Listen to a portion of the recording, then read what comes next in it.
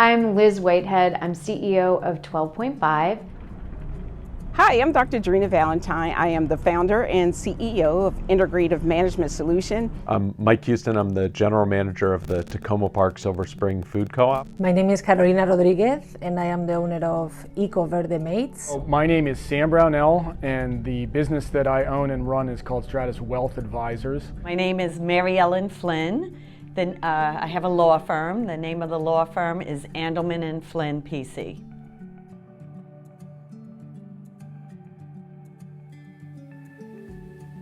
I do business in Silver Spring because I live here, and I live here because it's a community that's a lot like where I grew up, and at the same time a really diverse community that's going to introduce me and my family to a lot of different communities. Well, I think Silver Spring has a lot of things to offer. It is a very lively city, very diverse and multicultural. I do think that there's a good community here. The chamber is really strong, so there's a ton of businesses and business owners in the Silver Spring area, and so it makes it really fertile for somebody that wants to grow their own independent business. I always lived in Silver Spring since I moved down to Maryland in 1985, and I really grew to like Silver Spring a lot, and we've been here since 1998. It really is. It's a wonderful, very international community, and so a lot of the products that we carry, the people that work at the store, the people shop at the store, really cater to that international feel. Because I live in Silver Spring, and while I knew that my business was going to start as a home-based business, I knew that Montgomery County offered a great opportunity to grow my business once I became established. Silver Spring appeared to be the perfect place for me to be able to do that.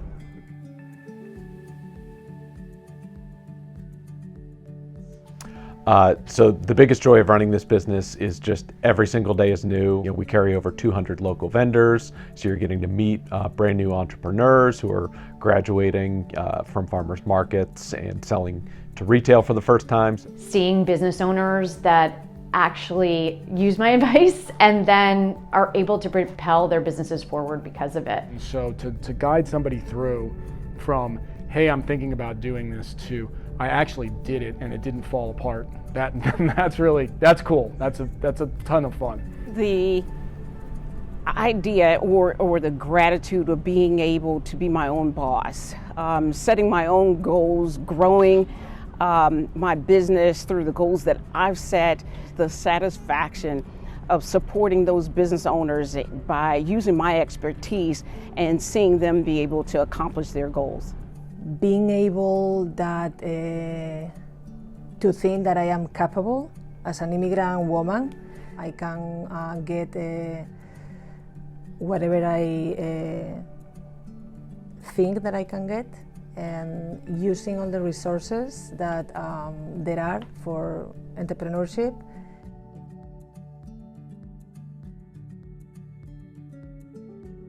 Okay, the advice I have for someone starting their own business is don't wait for permission to do what you want to do. There will be a lot of people that ask you questions that seems like it's challenging your idea, and you might get defeated before you even start. Definitely get feedback and tell people what you're doing. Don't keep it a secret, but know that you're on the right path even if it doesn't seem immediately apparent to the people around you. Definitely talk with people who have their own businesses in that field. You really want to learn about what were their struggles, what were their hardships. Learn from other people's experience as much as you can, and then really create a business plan, create a budget. You really want to have all your ducks in a row before you open up your own business. Truly, truly, truly start with your why. Why? Understand why you're starting your business, and make sure that why isn't because I'm good at what I do, because a lot of people are good at what they do. So understand your why, make sure that you know who your ideal client is and that your ideal client will actually want to buy your service. I would say if you're considering starting a business in this area, absolutely do it. What I have learned from being a member of different chambers, especially the Silver Spring Chamber, is people are very willing to help you out. People will answer questions, people will forward you their business plan, people are just very giving, cooperative, sharing. Also to be surrounded by those people who are in the same boat as you, right?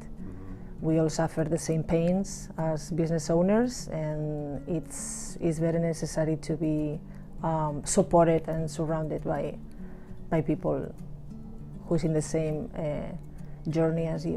One of the biggest pieces of advice that I would have is find a good community, right? Something like a Chamber of Commerce is a great place to go because you can bounce ideas off of people and get that start. Start to figure out, play around in what your niche might be. It can take a while, but once you get there, you get well known in whatever that niche is. And then it's easier. It's easier to get business. People know you. They know that you're the guy that does this work or that work, and that's really cool. The next most important piece is making sure that you have a plan for growing your business. And when you have that coupled with the passion for being successful in your business, you've already started making money.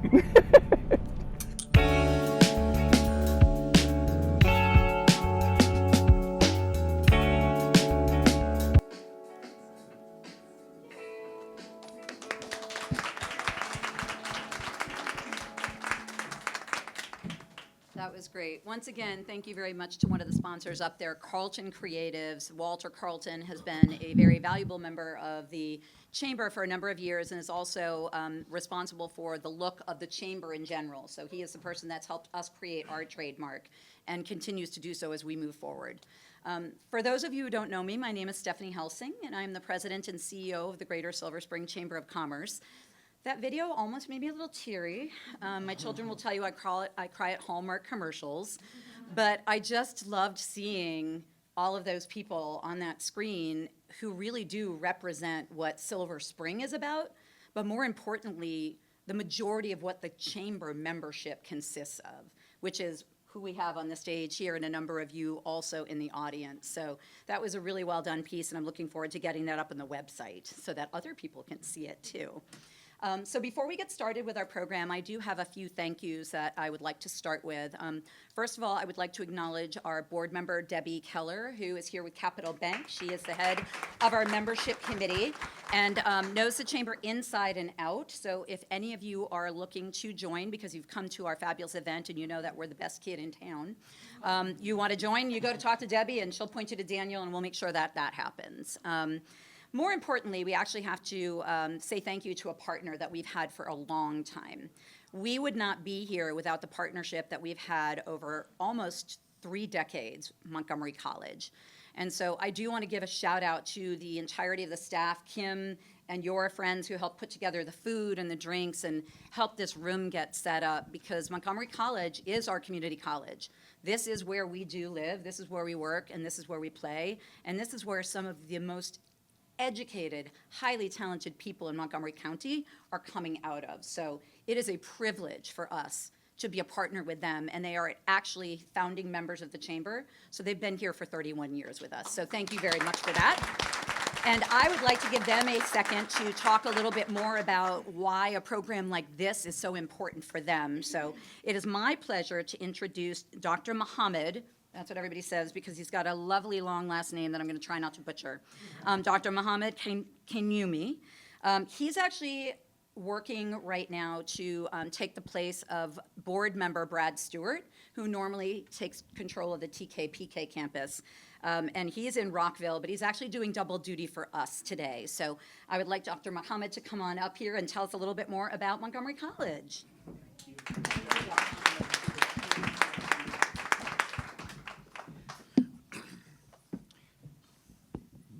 Good evening.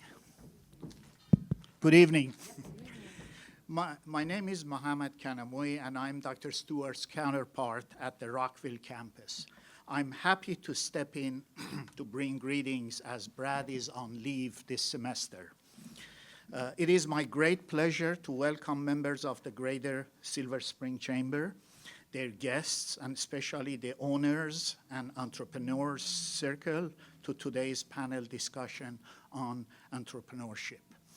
I'm an engineer, so I feel at home among this group. As we gather here, I'm reminded of how entrepreneurship is not just about starting businesses. It's about problem solving, innovation, and creating opportunities where none previously existed. It represents the spark that drives economies, transforms industries, and empowers individuals to pursue their passions with purpose. Montgomery College is the perfect venue to hold an event on entrepreneurship. Did you know that MC has its very own version of Shark Tank? It's called Raptor Tank. Raptor Tank is a student-run program sponsored with profits from the student-run McLean Business Institute Cafe. It's designed to promote student startup ideas by connecting students with mentors and judges from business community in a real-life business challenge. Additionally, we have the Hillman Entrepreneur Program, which is an educational and scholarship program that supports and develops and graduates ethical leaders who want to energize and give back to their local communities. Students complete their associate degrees at Montgomery College and their bachelor's degree at the University of Maryland, College Park, and earn a minor in technology entrepreneurship. MC also offers a variety of both credit and non-credit courses for small businesses and entrepreneurs, including offering as varied as starting your own food truck to technology transfer. You're definitely speaking our language. As the community's college, we're happy to provide the venue for your innovative and exciting program. For those who are inspired by the speakers this evening to contemplate a new economic venture, Montgomery College has the courses and incubators to help you make your passion a reality. Once again, thank you all for being here, and I look forward to a stimulating and inspiring discussion. Have a wonderful evening.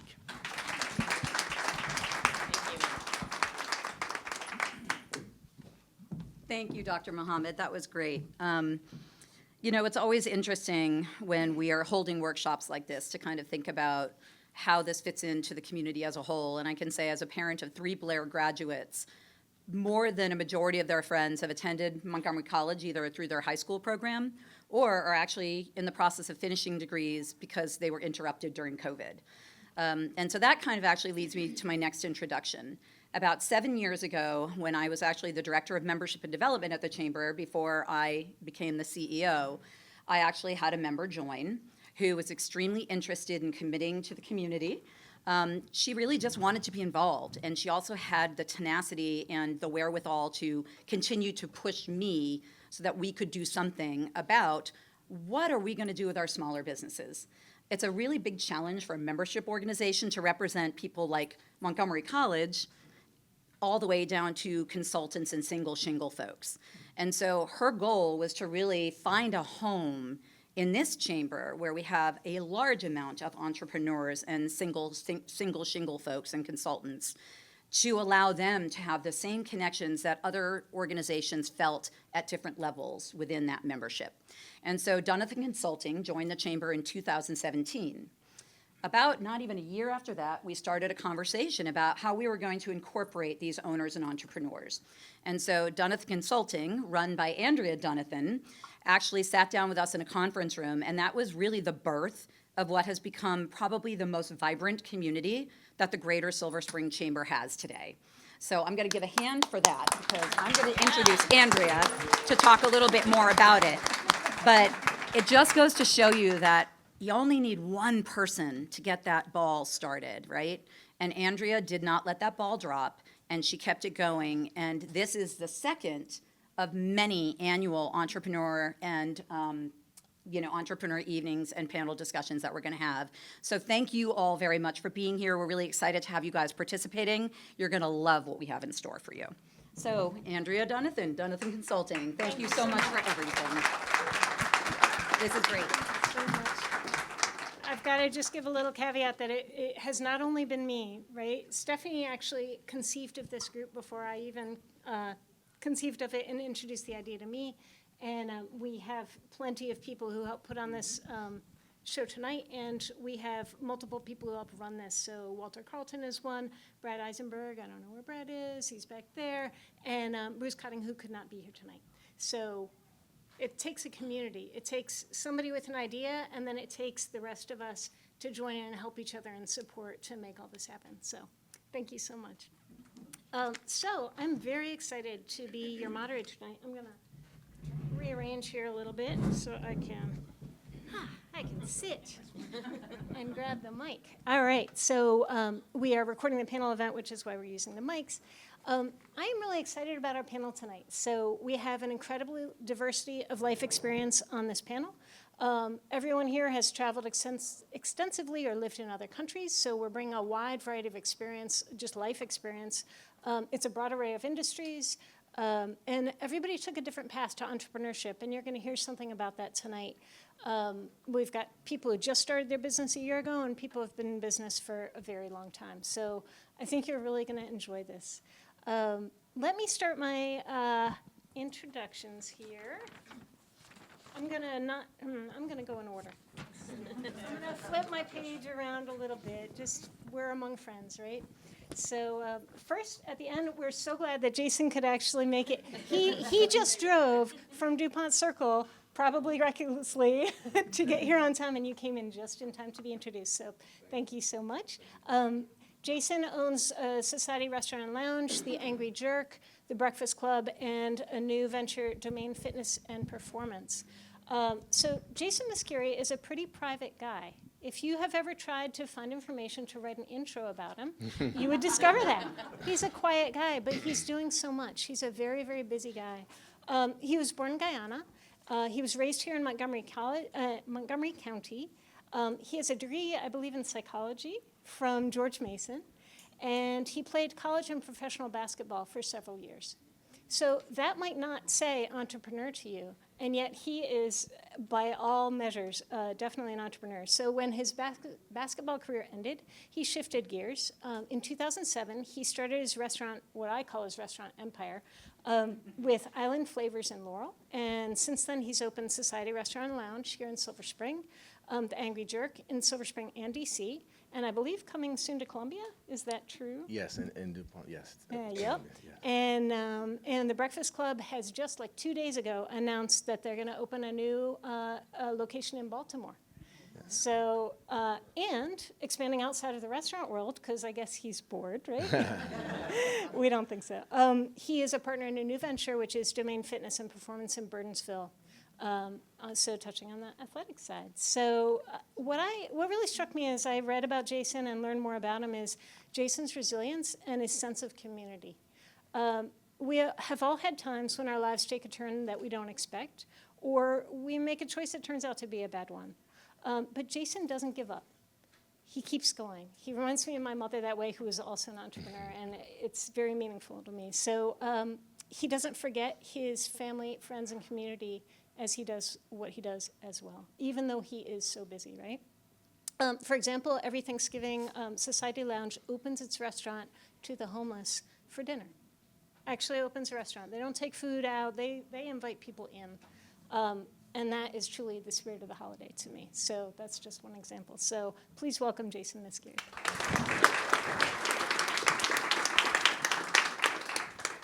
Next on our panel is Kim Lavone from Improbable Comedy. Kim Lavone is a social worker turned comedy producer. Again, an interesting path, right? She did her first 4 shows back in 2011 in this area, and then she left for Brazil. She honed her comedy chops there with shows during, I believe, the Rio Olympics, correct? Also, yes. Yes, as well as shows elsewhere. She was there for 2.5 years and did quite the thing, Comedy for Gringos. And I've lost my place. When she came back, she had been bitten by the production bug. And she committed to building Improbable Comedy here in Silver Spring, even as she returned to her full-time job in mental health. So she's also a busy lady. Improbable Comedy specializes in shows that bring new perspectives to the stage.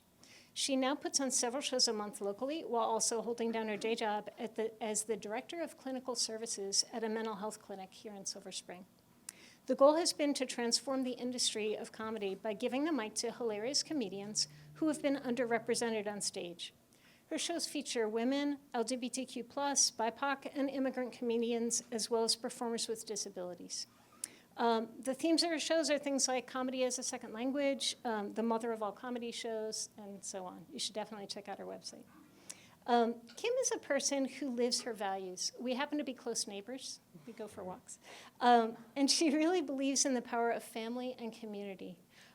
She defines both of those terms, family and community, very generously. In fact, I think you're all now part of the family, for example. Whether she's saying hi to literally every person she sees in the neighborhood, or I can attest to that, or bring a diverse array of comedians to the stage, she intentionally brings people together and connects them to enrich all of our lives. Kim and Improbable Comedy recently received the SCORE Mentors Client of the Year Award, so I just wanted to call that one out. So please welcome Kim Levin.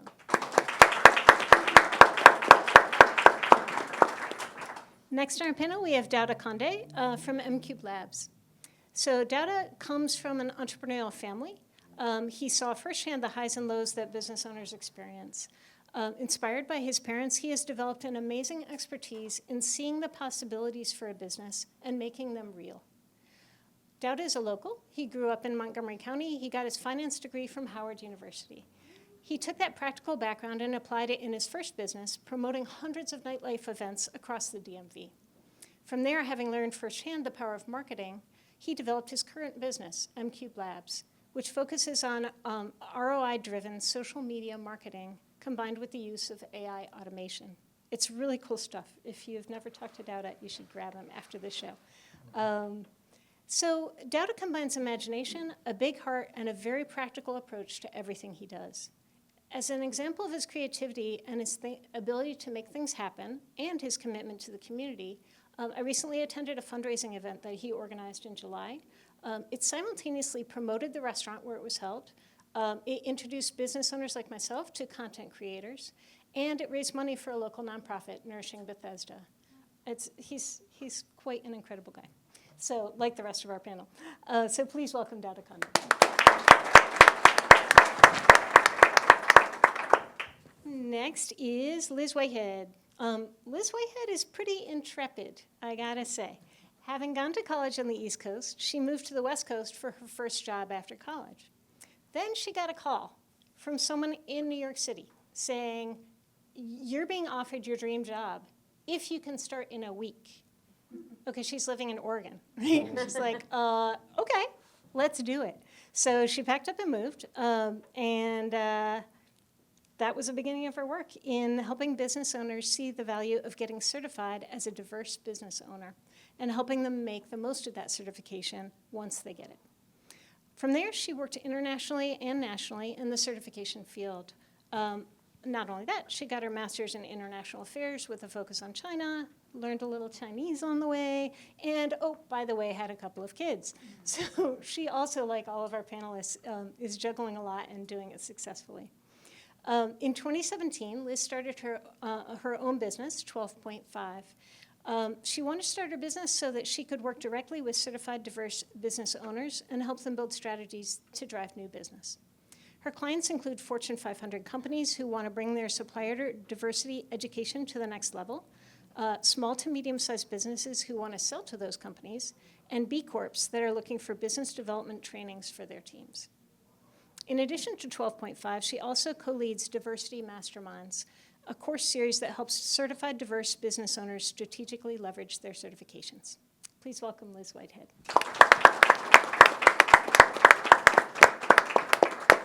And last but not least, we have Deepesh Saxena of CMIT Solutions in Silver Spring. Deepesh is a man of many talents. In his childhood, he explored a lot of things. He started out in science, then he went to the arts. Not only that, he was, when he was growing up, his grandparents lived with him, and his grandfather was a guru who taught him meditation. Who knew, right?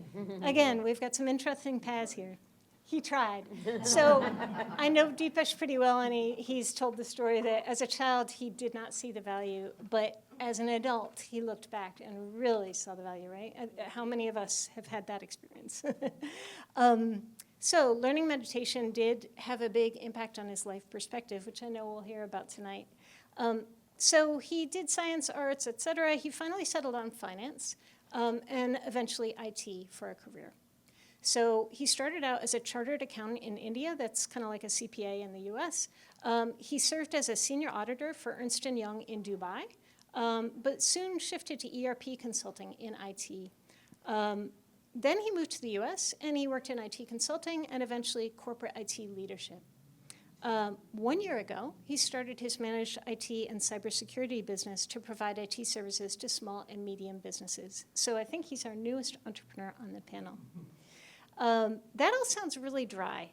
Anybody who knows Deepesh, I mean, really, I was writing it all, I'm like, yes, this is all true, but it doesn't give a real flavor for the person behind the business, which is what we're trying to do tonight.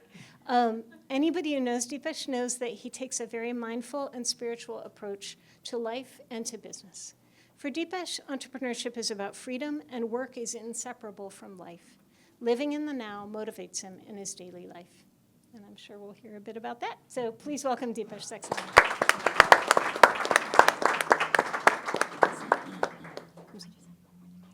Sure. Stephanie would like to. Yeah. Sorry, I should have done this earlier, but I know she has to run. So I did want to acknowledge one of our county council members and also the head of the Economic Development Committee. So we talk a lot, Natty Fanley Gonzalez. So thank you so much, Natalie, for coming today. We appreciate your support. That's why I was like, oh, I think we're going to finish just on time. But I also want to acknowledge that we have a representative here from Kristen Mink's office as well. So another shout out to the Silver Spring Chamber and the fabulous connections that we have. So thank you, Chris Wilhelm, her chief of staff, for being here on her behalf. So thank you, Natalie. We appreciate it. No problem. We have a few people here who have, like, they have to pick up the kids or other things. So if you see people sneaking out partway through, that is why. Okay, well, let's dive into the actual panel, right? I want to go around first, and let's start with whoever's brave and feels like starting. And take a couple minutes to tell your story. How did you get into entrepreneurship? Who wants to go first? Go for it, Dada. Make sure the mic is on, and yep, cool. So how I got started, it's a pretty interesting story. So my dad had a restaurant when I was about 13, and he lost it just before I turned 18. And when I turned 18, I went to Howard University. Just like most college students, you want to start partying. So I remember I was driving through 33 Patterson, Fur nightclub. This promoter pulls up to me, walks up to the car. He's like, we didn't know where the front door was. We were like trying to figure it out. And he's like, you guys trying to go to the club? We're like, yeah. And he gives me like a Safeway bag with like all these passes on it that had like free before 11 on Thursday, free before this on Friday, free before this on Sunday. So I'm like, man, we're free for life, right? So for like that whole summer, I was like a fake promoter for like 3 months, just getting in free. And then one particular night, I was in the club and I ran into like 75 people I knew. And I started remembering, he's like, yeah, every time you bring someone, you get $5 or $6. I was like, that's like $500. And that was when I started taking it serious. Ended up having about 50 promoters working under me, started making contracts directly with the, directly with the clubs. And from there, I kind of like sharpened my marketing tooth. And the digital marketing thing, social media marketing came about, and that was my transition when nightlife in DC kind of slowed down. Fast forward from there, I got a couple business coaches showing me how to structure my business. And they asked me about my history. I said, I've been in restaurants, nightclubs pretty much my whole life. And he introduced me to another business coach that was a restaurant marketer for about 20 years. And he's like, look, business owners don't care about likes. You can't take likes to the bank. So he showed me how to do my first automation, and that put me into the transition to AI automation now. Very cool. Thank you, Dodo. I'll go. So let's see. I've been a social worker a long time, and after I'd had my third kid, I was having dinner with my husband's family, and chatting about like, what are you gonna do now? You have 3 kids, and you have you're a social worker. What do you want to do? I don't know. Blah blah blah. Who remembers anything? But at the end of that conversation, she said to me, "Well, it sounds like you want to produce a comedy show," and I was like, what are you talking about? I don't know what produce means. I don't even know what a comedy, like I had no idea. Fast forward, it was 7 years from that conversation to my first show, kids in the middle, and a lot of things happened. But I did 4 shows in Silver Spring starting in 2011. And I mean, if you do one, you're going to do 100 because they're so fun. It's so fun to produce a show. So I did the 4 shows. Then my husband got a job opportunity in Brazil. And when we moved, obviously spoke no Portuguese at the beginning, so couldn't be a social worker. But I was like, I'm going to scope out the scene. I'm going to figure out. I'm going to tell them I'm an American comedy producer, because technically I was. And, and I went and I went to see shows, and I started to produce shows and build up my understanding and capacity. So when I came back in 2016, I was like, this is going to be my serious side hustle. And I've been doing the shows ever since in and around Silver Spring. It's been an absolute ride. I'm sure we'll talk more about some of the specifics, but I'll just say, we do all these niche shows, which really harkens back to our very, very first show, which was right here at Vicino's restaurant, which is right around the corner, and also had a woman headliner, which was rare at the time. Now there are already some more, but at the time it was hard to get a woman who could really do like 45 funny minutes. So that's still like very much our brand, is putting a lot of diversity on stage and keeping it very, very local. Yes. Let me see where I can start. So I grew up in Tacoma Park, right down the street, and my family, being from the islands, we never really ate out a lot. So we would cook for the neighborhood all the time. My friends, anytime we had any functions, everyone would come. I mean, the whole Tacoma Park, Maple Avenue would come and participate in any type of festivities we had. And we introduced them to a lot of the Caribbean dishes. So later on in life, my passion was basketball, obviously. And I had a back injury, couldn't play anymore. And I was saying to myself, like, what should I do now? And I said, I love cooking. 11 years old, I was cooking. I mean, full meals, right, from scratch. In Caribbean dishes, it requires a lot of love and spices, and you have to know what you're doing. Plus, I love people. So I said, you know what? A restaurant cooking will bring people together. So I did that. And Island Flavors was a learning lesson for me, right? And picking the wrong location, and not understanding the business fully. So I had the opportunity to be in Silver Spring, and I said, I'm going to give it one more shot. And I opened up Society Lounge, which has been there for 14 years. And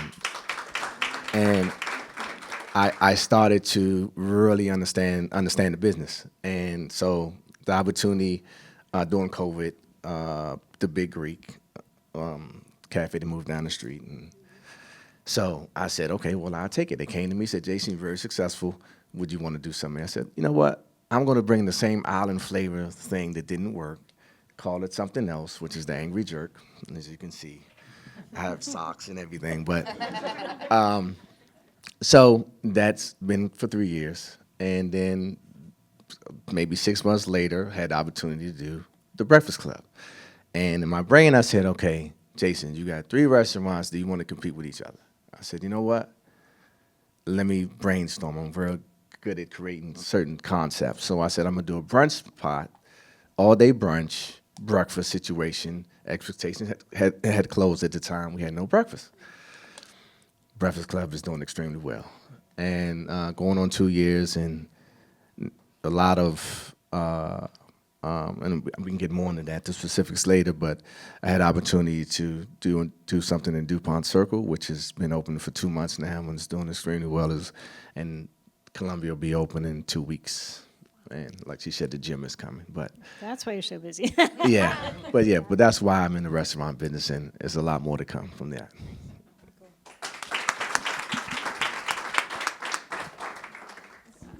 Okay, I guess I'll go. When you asked me this, like, why did I start? I was like, well, how far back do I go? And Brad said he liked a good origin story. So I'm going to go all the way back to when I was a kid in Catholic school. And if you go to Catholic school, you're taught by, well, I was taught by nuns. And so the thing about nuns or the clergy people in the Catholic Church is that they have a calling. So, which means that God actually has talked to them and told them that this is their path.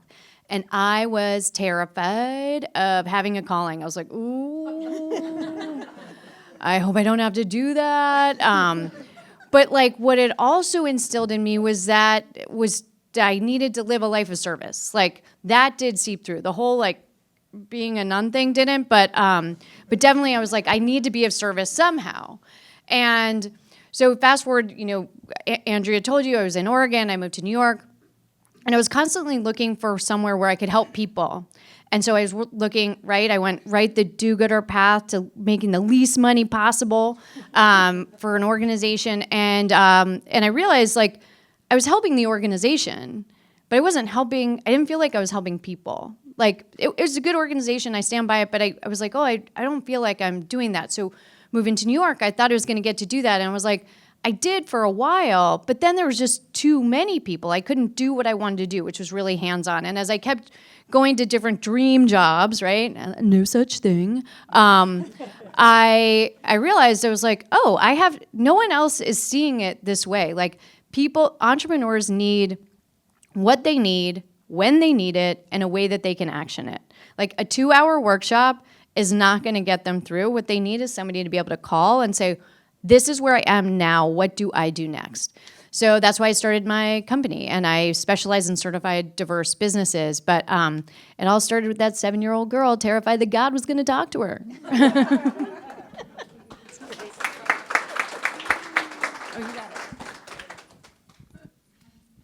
All right, my turn. So when it comes to my story, I want to talk about 3 things before I get into my story because, frankly speaking, there's no big story. I want to talk about what's life, what's the body, and what's the mind. When it comes to life, I say life is now. So you're either living or not. Because yesterday is gone, and tomorrow is not guaranteed. So that's life. When we talk about body, I look at body as 5 bodies. We are 5 bodies here. There's the physical body that you see. There's the mental body that we have in our heads. There's an energy body that's actually driving us, making us move around. I'll come to the 4th later on. The 5th is the astral body. That's basically consciousness all across. The 4th is a transition body that's actually taking you from your energy, physical, mental, to the astral part. So that's body. Let's talk about mind. Mind is 4 parts. We have a brain that captures everything that's happening through our senses, and that becomes memory. So the second part is memory. The 3rd part is our identity. What we build from that memory, which is actually just data that we have gathered through our 5 senses. And the 4th part is actually consciousness. That's, you may call it local, you may call it universal. So that's mind. So now that I've confused you well, let's talk about my story. So when I say my and story, my is identity. So when you look at the mind, it's basically your brain and memory that adds up to be your identity. So my is the identity part of it.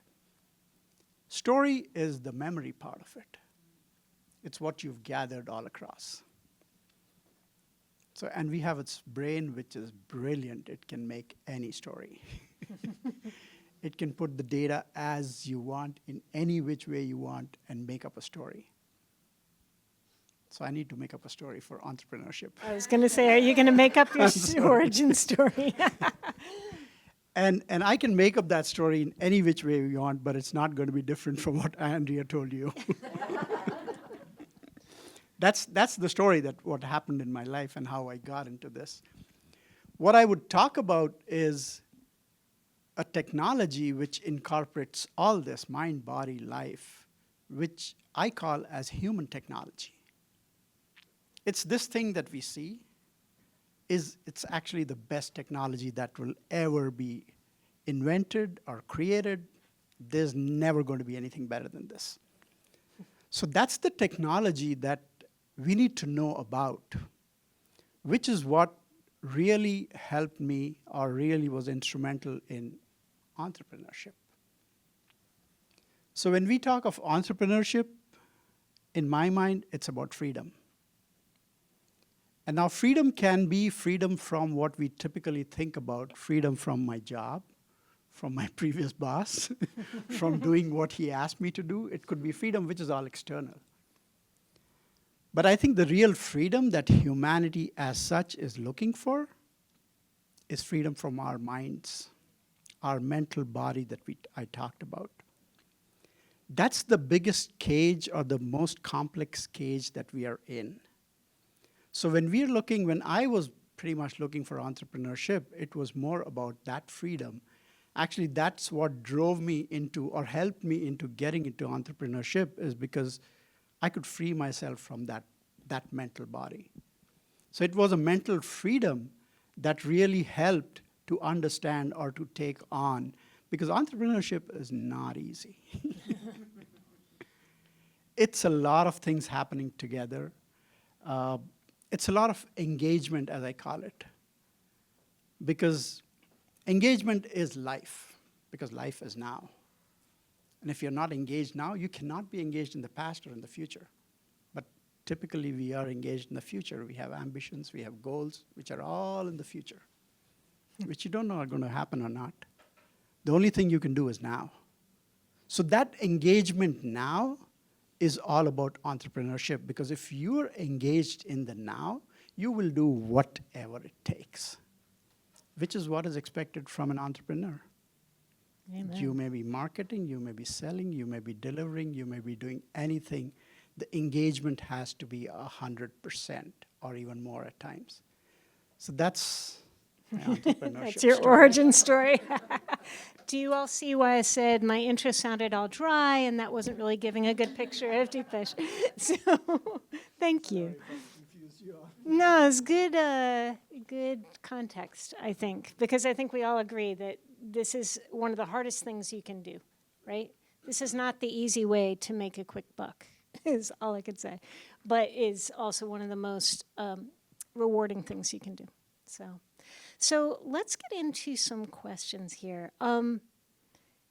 Let's ask, I'm jumping around a little here. I'm gonna ask Liz, so, we all make decisions all day about everything as business owners. Some are good decisions, and in retrospect, some are maybe not such good decisions. What decision stands out to you as either the best or the worst, and why was it pivotal for you in your business? I love this question, because I think that the worst decision you can make is not to make a decision, is to know you need to do something and waffle. And as an entrepreneur, that's one of the things. My husband and my kids say I'm often wrong, but I'm never doubtful. So you just charge ahead and make a decision. The key is recognizing that decision was a bad one quickly. Right? Like, okay, I made a decision. I made the decision fast. It's not a good decision.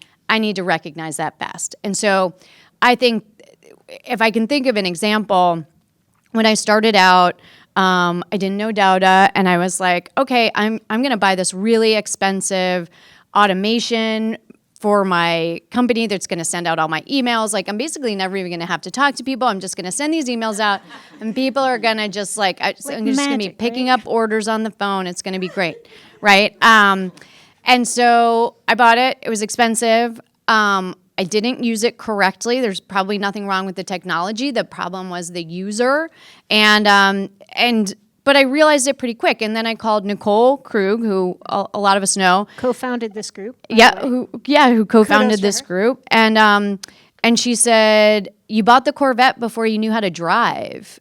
And I was like, you're absolutely right. How do I get out of this contract? And, they make it difficult, but I got out of the contract and then I hired Nicole, which was a much better fit for my business. What they were selling me was stuff that I wanted, but I couldn't, right? Like I wasn't taking my own medicine of like, I need something I can use in a way that I can use it when I need it. So I would say that. I would say it wasn't a terrible decision, didn't have a huge impact on my company, but what it taught me was like, it's okay, you can make a bad decision. Just recognize that quickly. Don't hang in on a bad decision too long. Yeah, that is great. Does that resonate with anybody else on the panel? Absolutely. Yeah? Grab a mic. I call it. Come on, you got to tell the story now. I just call it, you talked about making a good decision, right? Yep. I look at it the other way around, make a decision good. Yeah, shift it. I like that. I like that. Come on, Jason. What bad decision did I make? So many of them. We all have. Let me just say.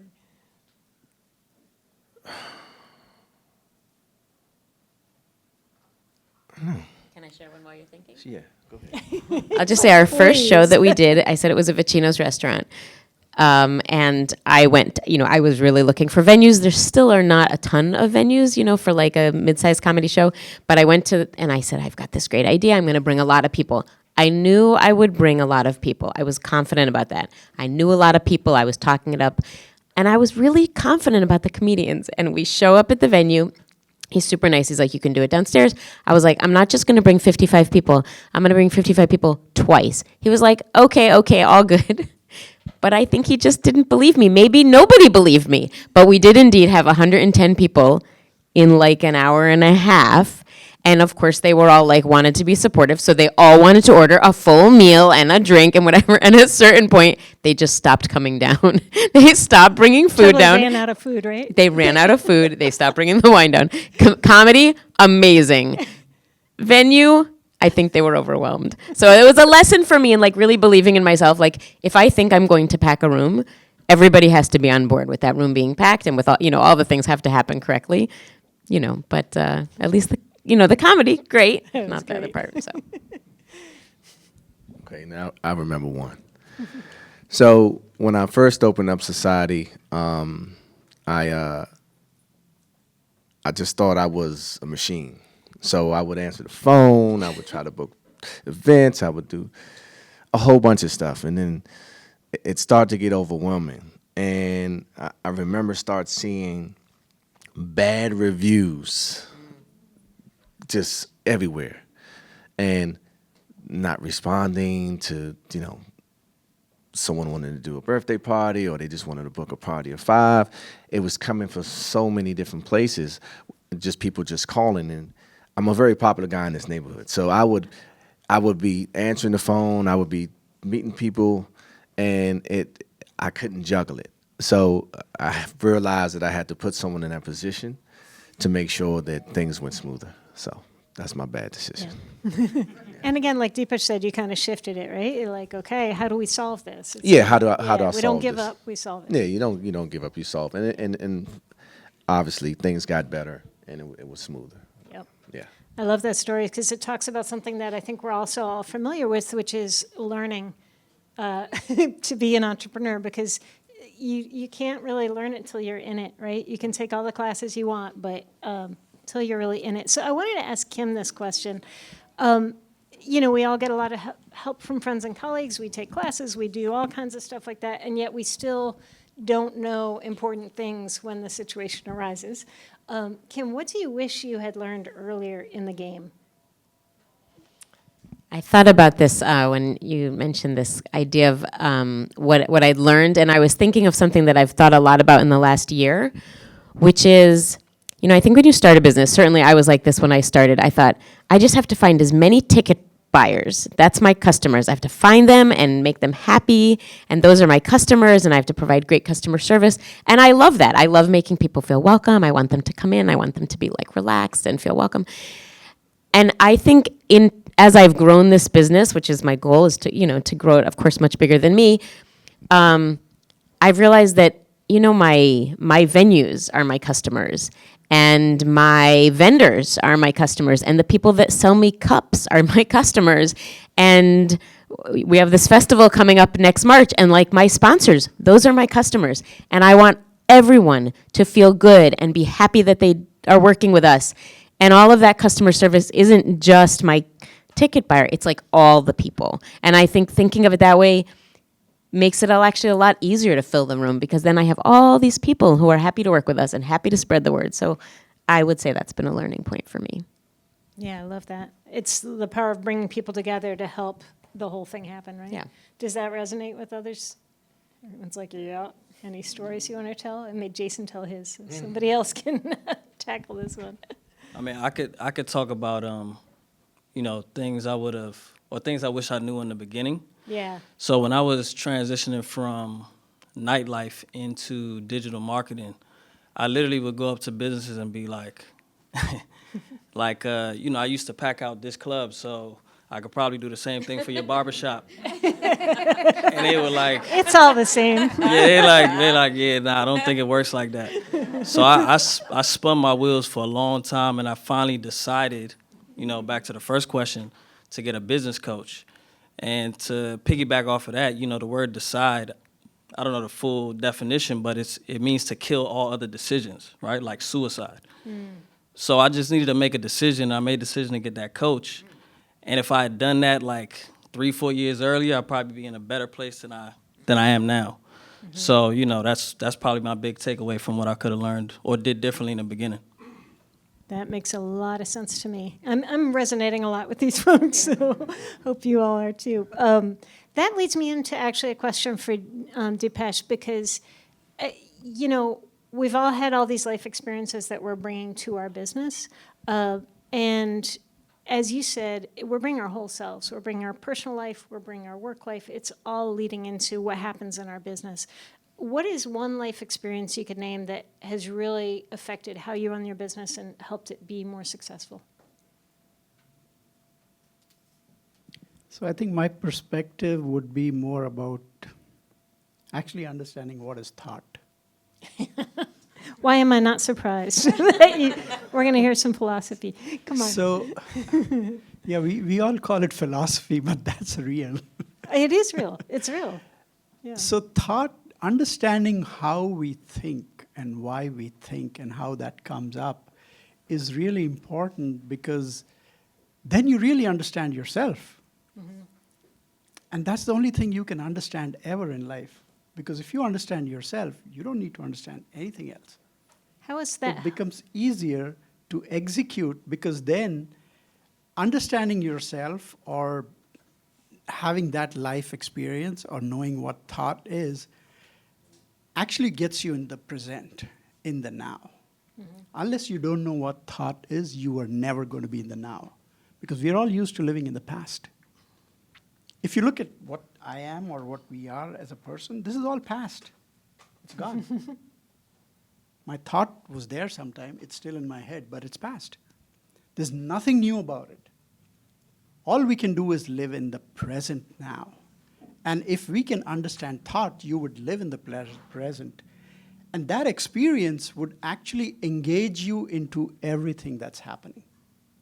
Can you give an example? Because help me. So when you are in this moment, you are not thinking of anything else. You have no fears, because past is all fear. You have nothing about that. So you're focusing on what you're doing. Right now, I'm talking here. I don't care what's happening anywhere else. I don't even remember what I said earlier. I'm sorry about that. But this is what we're talking about, right? This is where we have to be. And that is what would get you engaged into the present. So if it's a customer, if I'm dealing with a customer, right, he's got a problem, that's my life.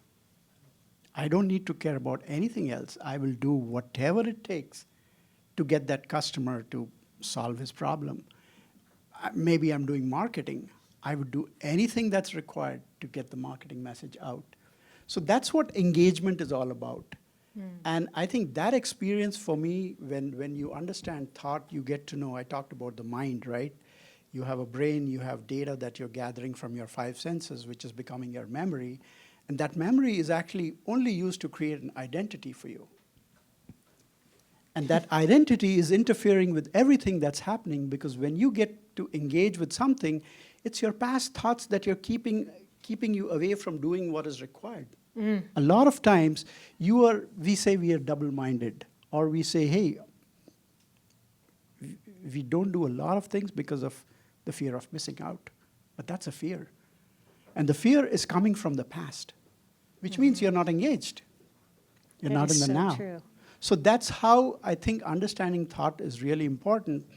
And then anything that you're doing, wherever you're doing, whatever you're doing, doesn't matter.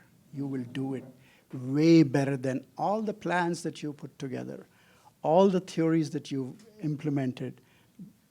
You will do it much better than that, because the other part, and sorry, it'll go too long if I get into that. I'll cut you But off. the other part is going to be about the energy that you have. If your mind is busy with 20 things in your head that's related to past, you're not engaged in now. So how are you going to deliver what you're required to do? So you will not have the energy. So when you're in the now, that's the only time you have all the possible energy that you can.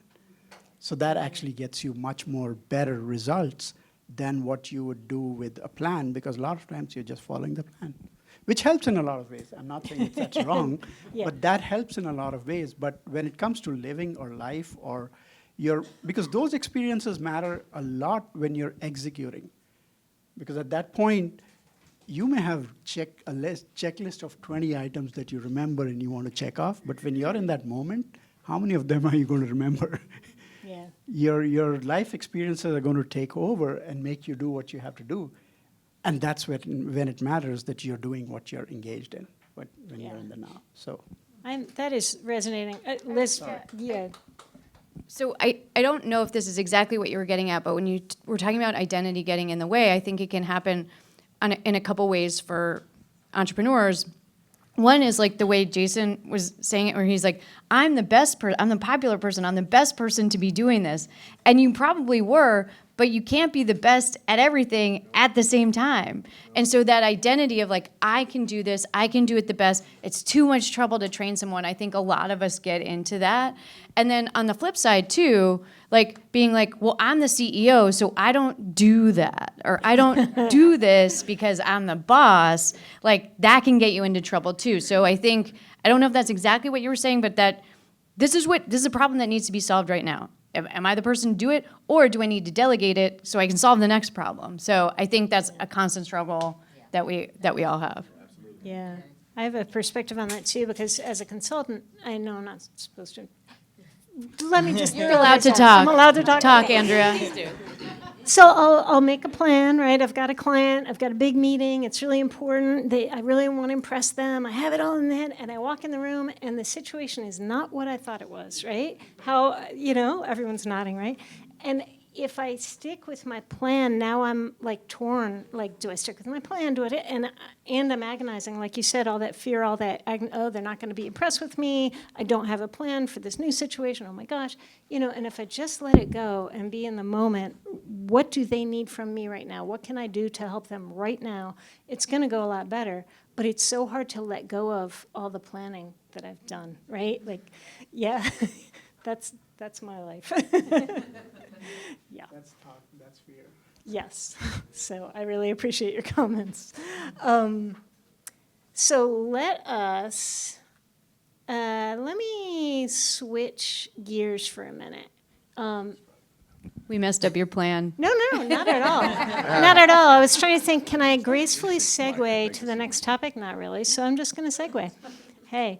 So I want to direct this at Dauda.